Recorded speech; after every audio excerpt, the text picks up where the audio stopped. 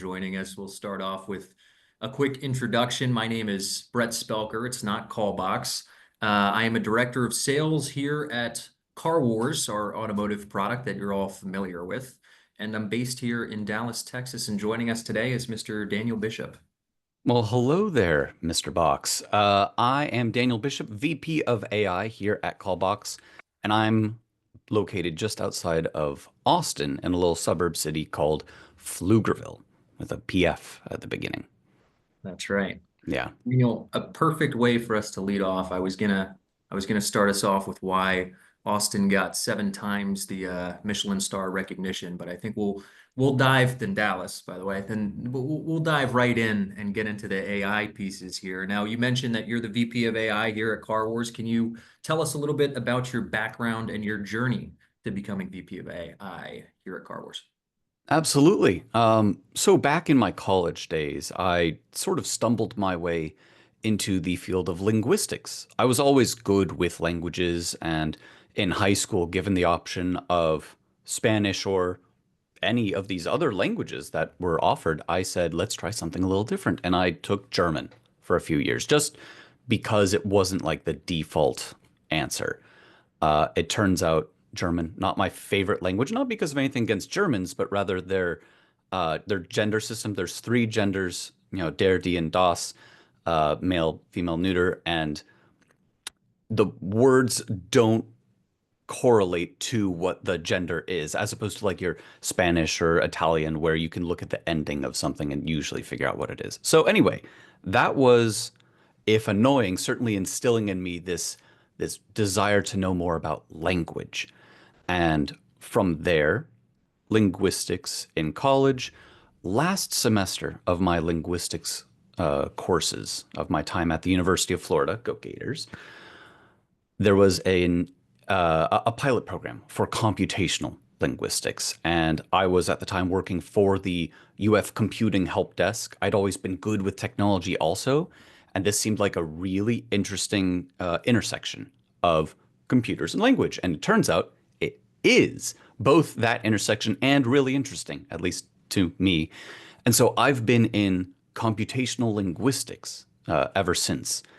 Now, you mentioned, and I mentioned, that my title is VP of AI. And so we can get into what is AI versus computational linguistics versus machine learning in a minute. But suffice to say, the intersection of computers and language and how we can extract interesting things from that and how we can share that amongst ourselves and make our lives better with it has always been near and dear to my heart. Daniel, Dankeschön for that answer. Bitte. I appreciate it. Can you maybe, and this is a perfect transition, but let's start with the basics. Everyone who's joined us today is very lucky because, for lack of a better term, I am an idiot. So, Daniel, I need you to speak to me like I'm 5 years old explaining a lot of this. Can you start with the basics and tell me what is artificial intelligence and why is it such a powerful tool for industries like the one we're in, like automotive retail? Sure. Let's start with what artificial intelligence is. And in fact, instead of even telling you what it is, I'm going to start with what people are calling AI these days. And I'm going to specifically mean the last couple of years or so. OpenAI comes out with ChatGPT and it takes the world by storm in I think it was in early 2023. ChatGPT, GPT-3, 3.5 was a revolution in terms of NLP, natural language processing, computational linguistics. Those 2 terms I use interchangeably. This changed the game. And in, I think it was 2018, the game had also been changed from the purely statistics-driven days to transformers-based models.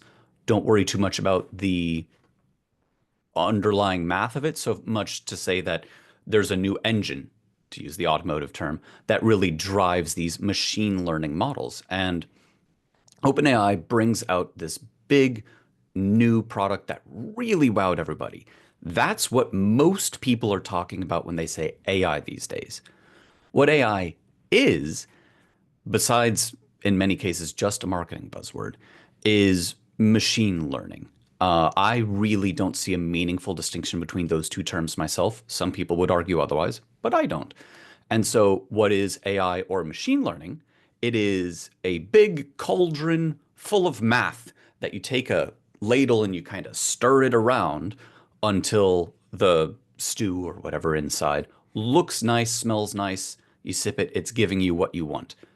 In very slightly more code-y terms from that, you take a bunch of examples of what you're looking for, and then you put it into, for all intents and purposes, a black box with a tremendous amount of math happening in it. And what gets spat out is something that you want, whether it be here is a news article, math, math, math. This is or is not about a company going bankrupt, or these are the specific people that were mentioned in the article. There's a few different natural language processing tasks like NER, named entity recognition, pulling out people, entities that you're interested in. Classification, yes, this is, no, this isn't about something. Sentiment analysis, there are a few other sort of bog standard tasks, but thing goes in, math happens to it, something useful pops out. That's what machine learning is. And as it relates to natural language processing, what we're mostly calling AI these days, overloaded with the term of large language models like ChatGPT, it's language goes in, very human sounding language comes out.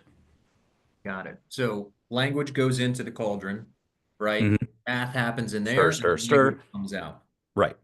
And the language coming out in a very convincingly human looking way is that big push forward that we got in the industry with GPT-3, 3.5, 4, and so on. Yeah, and I think that's what we've come to see in the past couple of years. I've heard another term, and this has been thrown around in the office actually, and it's piqued my curiosity. I'm hoping you can help me understand this. What is AI agents referring to? What is that concept? Good question. And I think we can tie this back into your sort of sub question of how does this even relate to the automotive industry in the first place? Yes, please. Let's say that I'm using ChatGPT or any other large language model. For those of you who are on the call, most people here are probably familiar with ChatGPT. Large language models like it do basically the same sort of thing. If you hear me using both terms, imagine just any of these models, machine learning models that do this kind of task. So an agent is I'm talking to ChatGPT or something similar, and I ask ChatGPT, what's the weather like in Paris now? ChatGPT on its own doesn't know what's going on in Paris. It doesn't have any ability to interact really with the world around it. It just is a large language model. And so on its own, it could either say, I don't know, or it could try to convincingly lie to you and give a pleasing looking response. AI agents are in that thread of you talking to ChatGPT or something similar. It pauses and says, ah, I've been asked about something and I know about these tools that I could use to answer it better. Ask tool, separate thing, often also somewhat powered by a large language model. Hey, tool, could you look up the weather in Paris right now? And then it is connected to the internet, asks a weather service, gets that back, puts that into a message that then the main thread sort of reads and says, having looked that up, I know it is sunny and 23 degrees Celsius and so on from there. I see. I'm feeling a lot better about my understanding of AI. I really am. I'm thinking this is a perfect time for us to transition into how we've seen this roll out in the automotive industry. So, and Daniel, you've spent a lot of time in the automotive industry, and obviously a lot of time uh, doing computational linguistics. Did I say that right? Nailed it. Mhm. Nailed. What would you say are some of the most exciting, or even just some of the most the trending applications of AI that you've seen in the automotive industry over the past couple of years? So, keeping it to the past couple of years, that brings us into this most recent revolution in the AI space. I want to actually expand farther out beyond that into the previous revolution of transformers based models. What that gave us the ability to do much better than before. And so we're thinking in the long, long go of like 2018 or so at this point. we gained the ability to say, I have a bunch of emails from each of my salespeople, or I have quarterly sales reports, or I have this or this or this, whatever it ends up being, data in natural language, not having to turn it into five specific different features and train a more traditional machine learning model off of that. Take that and get information out. As that relates now to today, though, we can say, here is a transcript of a call. Transcriptions having made a tremendous amount of progress in the last few years as well. I have a call, I listen to the audio, I get the transcript of it, I take that and put it into a large language model and say, here is a transcription. What's going on with it? Did this person make an appointment? Did this person say their name on the call? What kind of vehicle was mentioned? All of these sorts of things that were nearly impossible to do, certainly pre-Transformers days, and then hard to do then, way easier now. The upshot of all of this is there are a lot of things that we can do with unstructured data, whether it be texts or calls or emails or data that's kind of semi-structured that's in your CRM somewhere or whatever, and just take it and ask a large language model something about it and get often very, very good responses and quickly and consistently in 24 hours a day and so on. And we see that in a lot of different solutions, Daniel. We've seen that even in CRMs like DriveCentric, being able to pull information from customer profiles or past conversations and spark up new ones. So it is really interesting to see how our industry has evolved over the past few years, or even like you said, before then, over the past decade. Can you, because you hinted at it a little bit there, can you talk about a little bit more about Car Wars specifically, how we're leveraging AI in our tools beyond those transcriptions, and what that means for the dealers who are leveraging that? Of course. So, Car Wars has a mystery shop segment where we can ask from this call, did somebody mention the dealership name? Did they mention if there's an incentive or not? Did they confirm if a vehicle was in stock? Did they ask for the caller's full name? A bunch of questions that come down to classification of yes or no answers. We could kind of consider it a named entity recognition task of like, what was the person's name? But right now we keep Mystery Shop to yeses and nos. Did this person do this thing? And it's all, almost all about the agent. What does that even matter, though? Okay, I've got a bunch of yeses and nos about something that happened on a call. All those yeses and nos individually are very interesting pieces of information, especially for one's boss, where they can say, oh, you didn't mention the dealership name on this call, without having to listen to an entire call themselves to check and see. Huge time saver. Really interesting, but it gets a lot better than that whenever you say, here is that same set of mystery shop questions over the course of a month or a quarter or a year. And all of a sudden you can see fun little graphs. This isn't really machine learning at this point. This is taking the output of the ML model and just doing regular data analysis to it.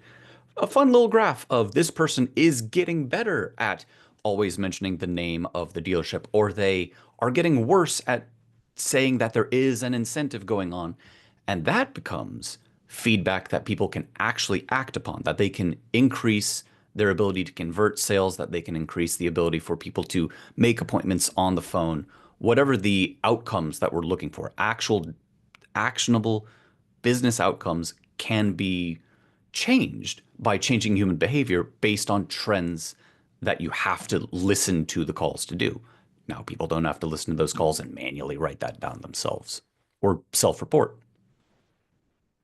Thank you, Daniel. And Andrew has a great question, and it ties in with something that I think we've spoken about offline of AI is really good at answering yes, no questions, right? That's kind of what Mystery Shop is it's providing those yes, no questions. Sure. Andrew's question is, can we create yes and no questions for Mystery Shop instead of the ones that are default? And I believe there's 12 questions default that we offer right now.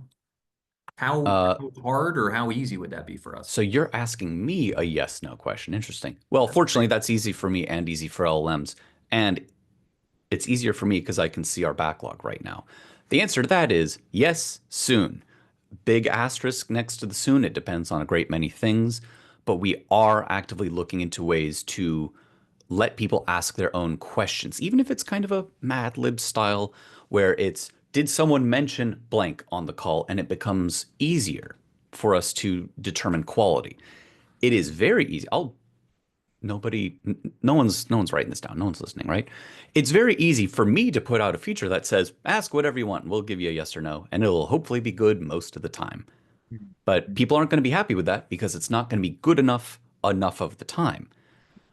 With the set questions that we have now, we're able to take a zillion examples of what's already gone through the system that have been hand checked and then check against that. Say, does this version of the model that we're doing perform over X% for that? Yes, yes, yes. No, we have to fix this one. Yes, yes, yes, yes, yes. That's great. For a new question, especially an open-ended one, it's very hard for us to be able to say with a degree of certainty, it will be correct whatever percent of the time, 90, 95, certainly 100. We could have a whole other conversation about why 100% of the time is literally impossible. But to answer the actual question, yes, we're hoping to do that.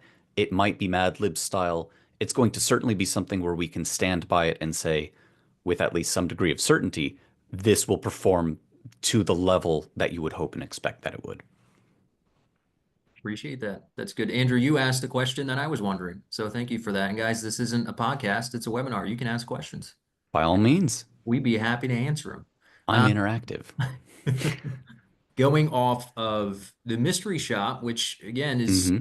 I think it's extremely exciting, especially for dealers who have been getting those mystery shops from their OEMs and they struggle with the, we'll call it limited number that they get. It's usually 2 or 3 a month or a quarter, so it's a low sample Sure. size. And that's, I think, one of the big differentiators that we offer is, instead of a couple that are happening every month or every quarter, you're getting it every single time a customer calls in asking about a That's deal. right.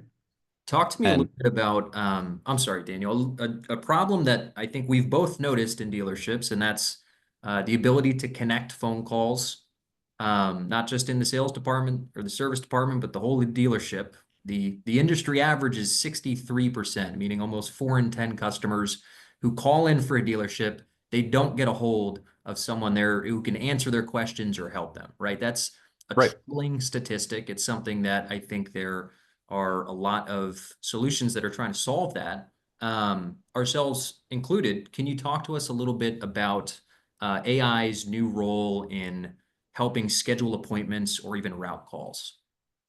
Right. So we were talking about looking at calls that already happen and extracting information from them, which I think is very informative down the line. And we can do recaps of calls. We can do call coaching notes. There's a lot of AI powered features that you can do given a transcript of a call, but you can't get those insights or sales if you never connect to somebody in the first place. Salespeople are very good at selling. And as I understand it, many of them don't necessarily want to be on the phone. They want to be talking to people who are at the dealership ready to buy right then. That means that pulling them away to the phone is potentially wasteful. And it depends on, what your conversion rate of this is versus that is. And some people are better on the phones than others. But the upshot is you don't necessarily want to hire a bunch of people to be sitting there waiting to answer just the phone in case it happens to ring. It's very, very inefficient. With the power of AI, large language models, we're getting to the point where it's not just transcriptions of calls that you can do, but you can have live conversations with an AI. I'm not going to use the word agent because we already sort of defined that as something else. An entity, an AI entity that you can talk to and say, "What are your hours? Oh, it's this. Great. Call's done. That's 30% of your calls just taken care of right there. Oh, is there a such and such car on the lot? Yes. Do you want to make an appointment to do that?" Now we're getting into the very, very interesting stuff. Car Wars has this. It is in beta right now. Come talk to us at NADA if you want to learn more, but we are working on I will use the term, agent called Carrie, who's going to be able to answer the phone, who's going to be able to direct you to the right person, and who's going to be able to set an appointment for someone who is calling in. I want to know if I can have an appointment to go see a Toyota Tacoma, whatever it ends up being. Yes, here, appointment set using that agent call out to actually make the appointment and put it into someone's DMS and CRM and this and that and the other thing and send off the emails. That's been done. AI agent on the phone then says, "Yep, you have an appointment for such and such time. Anything else that we can do for you?" Nope, great, have a good day. Click. That saves so much time. That frees up people to do what they're good at, what they want to do, which is actually sell. Or even for the real receptionists that are still there, we're not trying to put them out of a job. We're trying to let them be much more efficient with the amount of calls that they have, or let a dealership answer calls after hours and so on and so forth. And look, the after hours piece, I think everybody feels that. We all kind of Hmm. live in this time in history where we expect the world from every company we deal with. We operate on our own timelines. We expect customer service to be tippy top. And so sometimes that means calling at 8 p.m. or 9 p.m. to book a service appointment because that's the time that I have free. And a lot of dealerships I know struggle with those after hour calls. We have That's right. a great question from Nathan.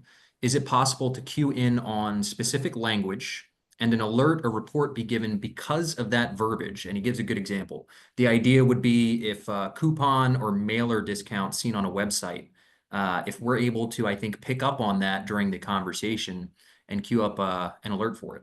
Is that something that you think would be possible? Years ago, absolutely not. But today, oh yes. So, depending on how long you've been with Car Wars, you may have seen that we have implementations of what we've called tags. I personally have actually been working on a new iteration of this, a new generation where we're going to be able to pull out all kinds of goodies from calls, such as make and model as your absolute like standard type things. But then we get into mentions of promotions, or frankly, the sky's the limit. You reach out to your Car Wars representative, you tell us what it is that you'd love to have extracted, and I'll put it in my backlog because we are going to be able to look at what people are saying and not just say, oh, there is a promotion. Hopefully, we can get to a point where we know what promotion it is and can tie it to something on your system where you know they're going to come in to look at this kind of vehicle that you know is on the lot that has this promotion going on. And that kind of information makes your job a lot easier. I'll add to that too, Nathan, and this might be something you can chat us or email us or message us offline and we'll set up time for a call. If you're on our full suite of AI features, you are able to search for specific calls in date ranges that you can customize based on a keyword or a key phrase. So if Mhm. you wanted to search for all calls that happened month to date in November where a customer said coupon or discount, we can pull a full list of those calls for you. That's right. And we're hoping to make that smarter in the coming year. That's right. Right now, it's Um, very exact string search, but we're going to make it better. Alex Roth had another good question. It's an interesting one, and I love that we're diverting a little bit on this. How do you think AI will impact sales of affordable cars, call it 20 grand, versus the high-end luxury market, 100K plus? Well, I think there's a whole side conversation to be made about the potential influx of cheap EVs from China, for example. But ignoring all of that, the ability to sell a cheaper or more expensive car has much more to do with the dealership than it does the technology underlying people's ability to connect. That's Mhm. what NLP is it's language through a computer and language presumably out. That language has to be ingested by, looked at by somebody. And so all of the tools that we're making today aren't to automate something entirely away. You might automate the making of an appointment, for example, but ultimately someone is going to show up and speak to a person. We are connecting people. So are you going to sell more of a cheaper versus more expensive car? You could maybe try to push people in one direction or another, but that's up to the person. The AI tools, the suite of capabilities that we have here are much more about informing you of what's already happened and how you can get better at it and helping connect people, whether it be through actual transfers to the right person at a dealership or making appointments for later. See.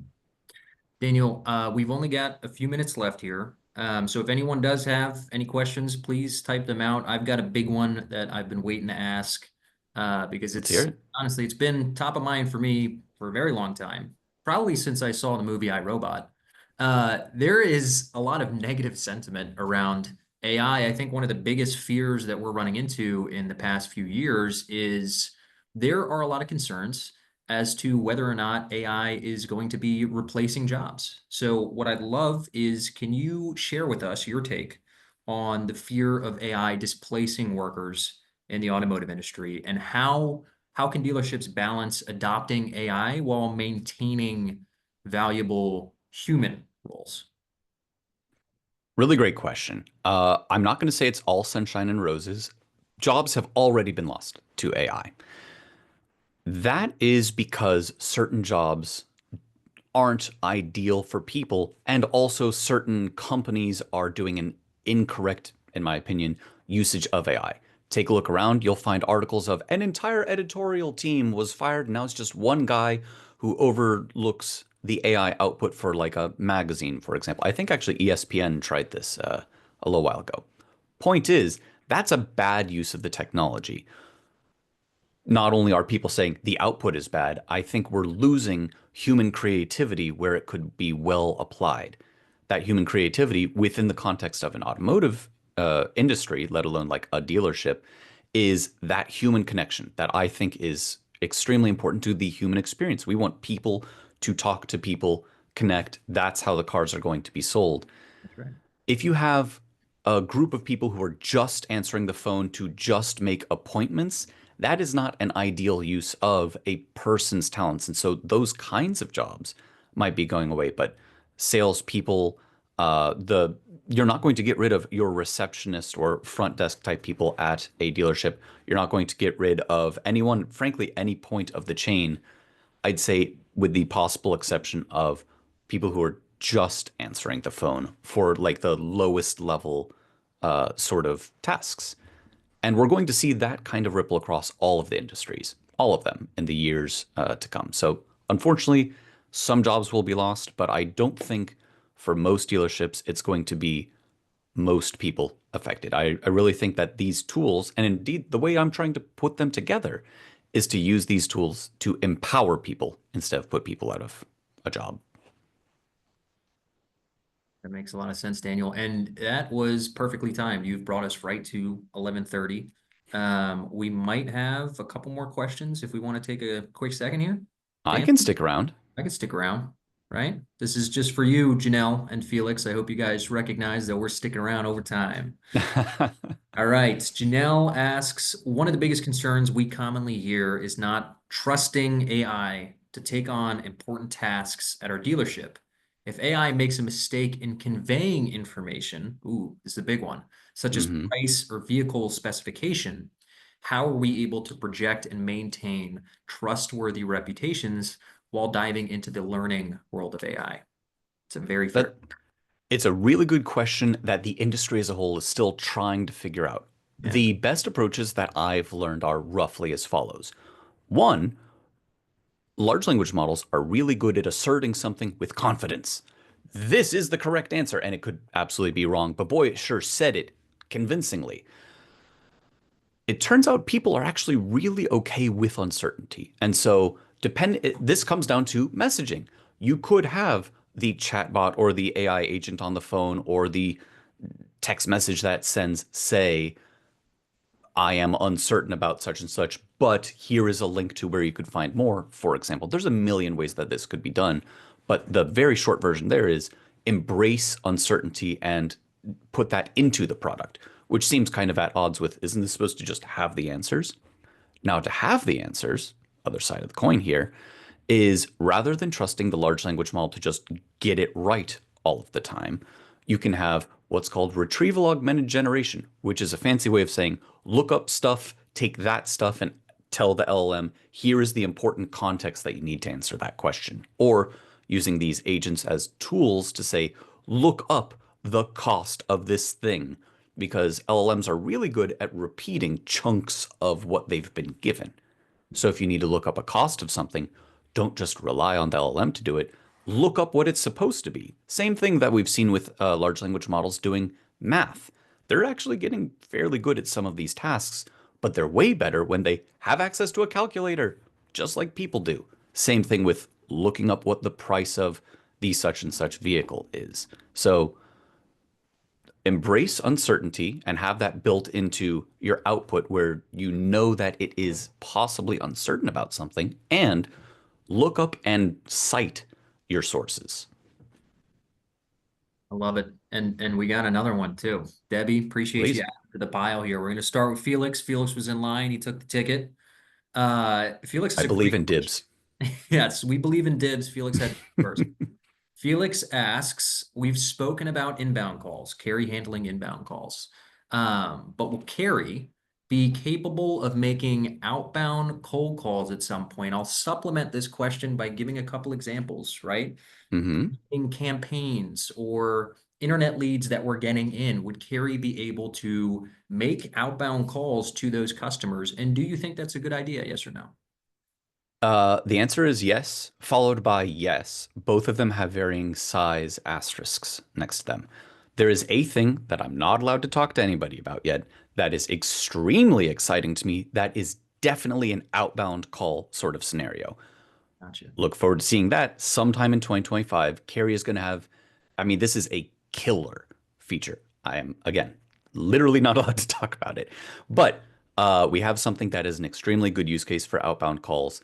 Um, the is it a good idea? For some things, I think yes. For some things, I think no. An outbound call as a reminder that you have an appointment coming up is something that takes up a bunch of human time right now that humans are not really the right thing for. I've seen lots of texts from dentists' offices and so on saying, hey, you have an appointment coming up, make sure to actually show up. These sorts of improvements to that process have made people showing up a way higher percentage of the time. A call absolutely could be part of that. I don't know about cold calls personally. We'll probably talk it out with our product folks and determine if that's the right call or not call. But I think a utterly cold call might be less well received than I'm expecting a call from the dealership. Great. Yes, they are confirming that I'm going to be showing up. Oh, I had a couple of questions. The AI answered it for me. Everyone's happy at that point. I want people to be happy with our AI, not annoyed that it called them during dinner. And an example might be, Daniel, it sounds like providing a status update would be a really good example of someone expecting that call, right? They have Hmm. their car in service and it being well received. Getting a call from Carrie saying, hey, just wanted to let you know this is how your car's doing. This was the last step taken. This is when it's Yeah. expected to be ready. I could see there being a huge fit there. Yeah. People love to be updated on a thing that's in progress. I can't tell you how Correct. many times I've looked at an Amazon order to see, oh, it made it to Colorado. It's on its way here. Right. Uh, Right. to be given an update that is not scalable to do at a dealership. I think that's a really powerful thing that AI is perfect for doing.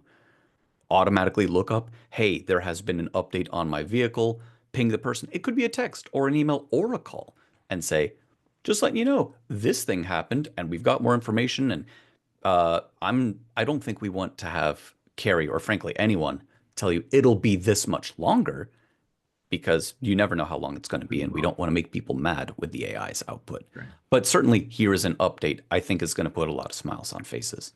Nice. All right, we've got one last question from Debbie, unless we All get another right. while we're answering Debbie's question.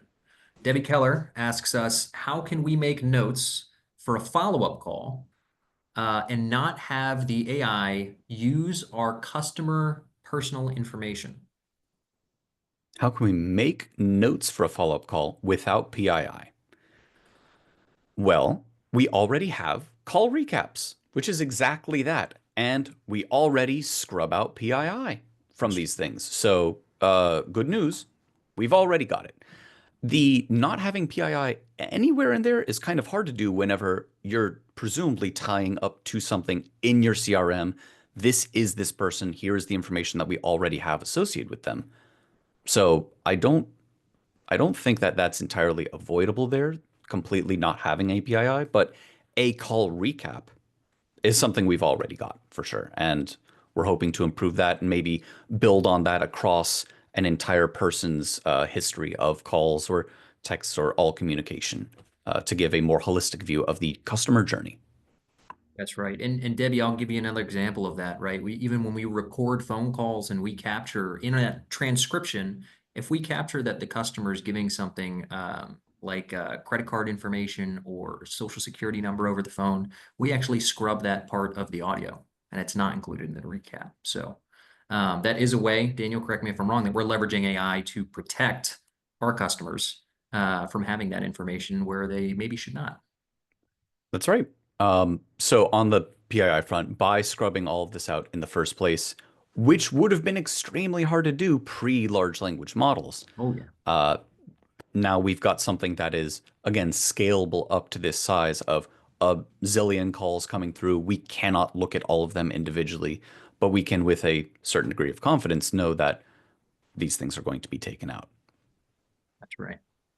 All right, Daniel, we went 8 minutes long. Everyone who stayed on, we really appreciate it, unless you just had this open on your computer. And we're going to find out when this ends who just has this open on a tab. But we really appreciate you guys joining. It has been a lot of fun. We look forward to the next one. Daniel, thank you again. Call, it's been great. Brett, thank you very much for having me, and I hope you all had a good time and maybe learned a couple of things.